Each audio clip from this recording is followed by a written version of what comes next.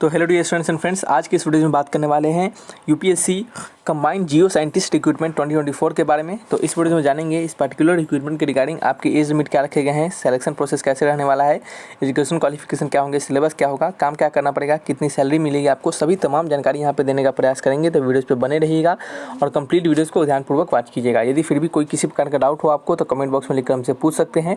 और स्टूडेंट्स सभी दोस्तों भाइयों से यह भी अपील रहेगा कि प्लीज़ वीडियोज़ अच्छा लगे, इन्फॉर्मेटिव लगे तो वीडियोज़ को लाइक जरूर करेंगे, चैनल को जरूर सब्सक्राइब कीजिएगा ताकि हमें भी मोटिवेशन मिल सके और आपके लिए इसी तरह से इंपॉर्टेंट कंटेंट आपके लिए हम ला सके। तो चलिए बढ़ते हैं वीडियोज़ में और जानते हैं इसके बारे में थोड़ा सा पार्टिकुलर जो डिटेल्स हैं उसके बारे में। आपका जो एप्लीकेशन होगा वो 20/9/2023 से लेकर 10/10/2023 तक फॉर्म आपका भरा जाएगा। करेक्शन के लिए आपको 11 से 17 अक्टूबर का समय दिया जाएगा। प्री एग्जामिनेशन आपके 20/9/2023 के होंगे, यानी इस डेट को आपका प्री एग्जामिनेशन होगा। आपका इसमें कैसे सिलेक्शन होगा वो हम आपको बताएंगे, उसके लिए हड़बड़ाना नहीं है। एडमिट कार्ड और मेंस के एग्जामिनेशन जो है, आपका मेंस का एग्जामिनेशन का डेट 22/6/2024 रखा गया है और एडमिट कार्ड आपके एग्जामिनेशन से पहले आ जाएंगे, जो कि आपको इन्फॉर्म कर दिया जाएगा। हालांकि यहाँ पे प्री एग्जामिनेशन डेट जो 20/9/2023 लिखा गया है ये गलत लिखा हुआ है, ये 20/10 या फिर 20/11 होना चाहिए। हम आपको नोटिफिकेशन से बता देंगे, यहाँ पे कुछ मिस्टेक है। और मेंस एग्जामिनेशन 22/6/2024 रखा गया है। एडमिट कार्ड के लिए आप हमारे टेलीग्राम चैनल से जुड़ सकते हैं। टेलीग्राम चैनल का लिंक आपका डिस्क्रिप्शन बॉक्स में दिया गया है। डिस्क्रिप्शन बॉक्स में डिफेंस ट्यूटर जॉब अपडेट या फिर ऑफिशियल के नाम से चैनल है, आप उससे जाकर जुड़ जाइए ताकि वहाँ पे आपको सारे अपडेट्स मिलते रहते हैं। एप्लीकेशन फ़ी के बारे में बात करते हैं तो आपका जनरल ओबीसी के लिए 200 रुपये फ़ी है। ST SC PH के लिए कोई फ़ी नहीं रखा गया है। फीमेल के सारे कैटेगरी के लिए कोई भी फ़ी नहीं है, कोई भी फ़ी नहीं रखा गया है। फ़ी को आप credit card, debit card, net banking के माध्यम से दे सकते हैं। 56 पोस्ट पे वैकेंसी को निकाला गया है, ज़्यादा पोस्ट नहीं है। यहाँ पे किन किन प्रकार के पोस्ट हैं उसको समझ लेते हैं और उसके रिगार्डिंग एजुकेशन क्वालिफिकेशन को भी समझ लेते हैं। सबसे पहला पोस्ट है आपका जूलॉजिस्ट ग्रुप ए का पोस्ट है और जियो फिजिक्स ग्रुप ए का पोस्ट है। जूलॉजिस्ट का 34 वैकेंसी है। 21 से 32 ईयर का एज लिमिट रखा गया है। इसमें आपका पास या फिर अपीयरिंग डिग्री आपके पास होना चाहिए, मास्टर डिग्री जूलॉजिकल साइंस में या फिर जूलॉजी में या फिर अप्लाइड जूलॉजी में या फिर जूलॉजी एक्सप्लोरेशन और मिनरल एक्सप्लोरेशन ऑफ इंजीनियरिंग या फिर जूलॉजी और मरीन जूलॉजी और अर्थ साइंस और किसी भी रिलेटेड से इसी प्रकार से कोई इक्विवेलेंट डिग्री। ठीक है। नेक्स्ट आपका जियो फिजिक्स रखा गया है जिसके रिगार्डिंग 21 से 30 ईयर का एज लिमिट है, एक ही वैकेंसी है। इसके लिए फिर पास्ट या अपीयरिंग डिग्री, देखिए अपीयरिंग डिग्री जो है वो फाइनल ईयर को कंक्लूड किया जाएगा, उसको इंक्लूड किया जाएगा क्योंकि फाइनल ईयर में आप रहेंगे तभी भर सकते हैं। ठीक है।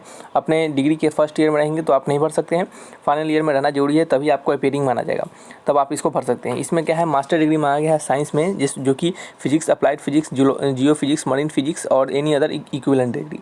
नेक्स्ट आपका जो कह सकते हैं कि पोस्ट है वो केमिस्ट ग्रुप का है। 21 से 32 ईयर का एज है, 13 पोस्ट है इसमें मास्टर डिग्री मांगा गया है science, MSc chemistry, applied chemistry, analytical chemistry. ठीक है। नेक्स्ट आपका साइंटिस्ट ग्रुप हाइड्रोलॉजी का, इसके लिए 21 से 32 ईयर का एज है, 8 वैकेंसी है। इसमें भी फाइनल और अपीयरिंग डिग्री रखा गया है। मास्टर डिग्री होना चाहिए आपके पास जूलॉजी और अप्लाइड जूलॉजी में या फिर मरीन जूलॉजी और एनी इक्विवेलेंट डिग्री में। ठीक है। तो ये क्या है, इसके रिगार्डिंग आपके एजुकेशन क्वालिफिकेशन हो गया। अब हम चलते हैं नोटिफिकेशन की ओर और वहाँ पे जाके आपको थोड़ा सा और जानकारी देते हैं। स्टूडेंट्स आप सभी लोग देख सकते हैं ये आपका ऑफिशियल नोटिफिकेशन है जो कि यूपीएससी के द्वारा जारी किया गया है और यहाँ पे हम आपको और बचे हुए इन्फॉर्मेशन देंगे। सबसे पहले हम यहाँ पे सिलेक्शन प्रोसेस की बात करेंगे कि आपका जो सिलेक्शन होगा वो किस प्रकार से रखा जाएगा। ठीक है। सभी प्रकार के पोस्ट के लिए आपके जो सिलेक्शन प्रोसेस है वो सेम है, लेकिन सब्जेक्ट आपके अलग अलग पूछे जाएंगे। यहाँ पे जो सिलेक्शन प्रोसेस रखा जाएगा वो सबसे पहले आपका प्री एग्जामिनेशन होगा, फिर मेंस होगा, फिर आपका इंटरव्यू होगा। क्योंकि ये ग्रुप ए पोस्ट का स्टूडेंट्स, ये आपका ग्रुप ए के रिगार्डिंग पोस्ट है ये, तो आपका ग्रुप ए के पोस्ट में इंटरव्यू होना कंपलसरी है और हमेशा होता है। ठीक है। बात करते हैं यहाँ पे स्टेज 1 में आपके प्री एग्जामिनेशन होंगे जो कि 400 मार्क्स का होगा। स्टेज 2 आपका डिस्क्रिप्टिव पेपर होगा, लिखने वाला होगा, आपका इसके 600 मार्क्स के होंगे।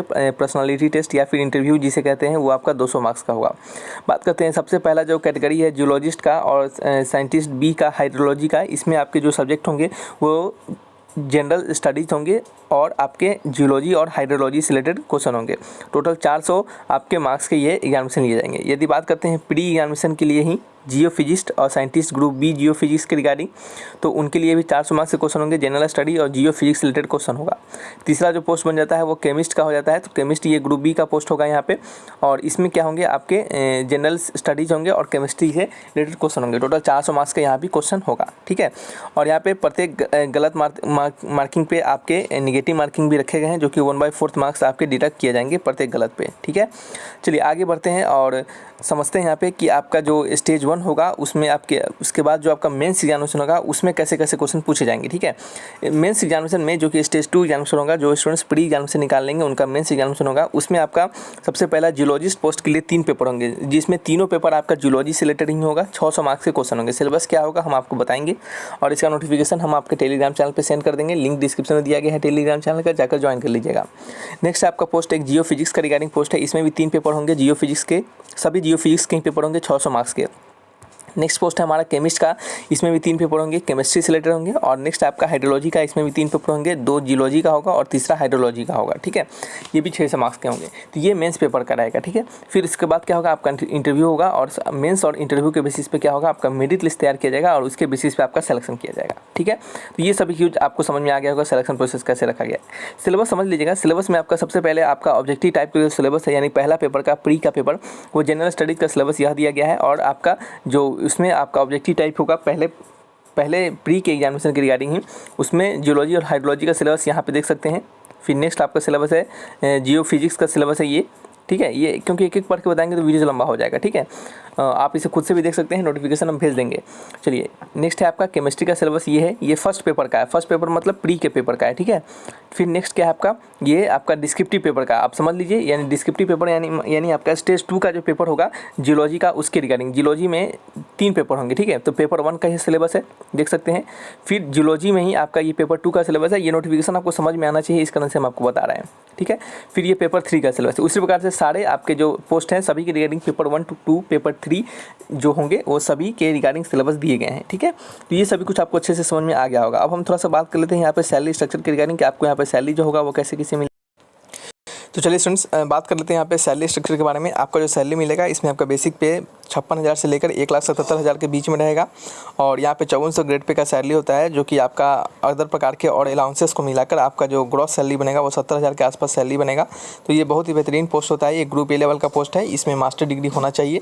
आपको एजुकेशन क्वालिफिकेशन में हमने बताया है, तो बेहतरीन प्रकार का ये पोस्ट है। तो आप सभी स्टूडेंट्स इंटरेस्टेड हैं तो जरूर भरिएगा।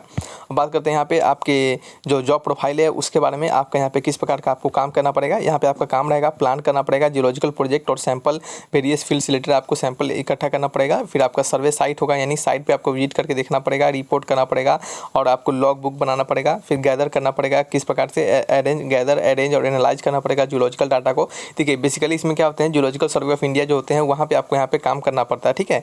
और कोऑर्डिनेट रिसर्च प्रोग्राम में आपको कोऑर्डिनेशन करना पड़ेगा और मेजर करना पड़ेगा आपको फाइल को, फॉसिल्स, फ्यूल, रॉक, सॉइल, इन सबको टेस्टिंग का काम आपको मिल सकता है। क्योंकि देख सकते हैं हर जगह सुनने के लिए मिलता है जियोलॉजिकल सर्वे ऑफ इंडिया ने ये खोजा है, ये उनको ये मिला है, उनका किसी पार्टिकुलर चीज़ों पे पुराने चीज़ जो होते हैं हिस्ट्री से रिलेटेड उनका ये कहना है। तो ये सभी चीज़ से रिलेटेड आपको वहाँ पे काम करना पड़ेगा। कंडक्ट क्वालिटी टेस्ट आपको और क्वालिटी टेस्ट और क्वालिटी कंट्रोल आपको कंडक्ट करवाना पड़ेगा, ठीक है।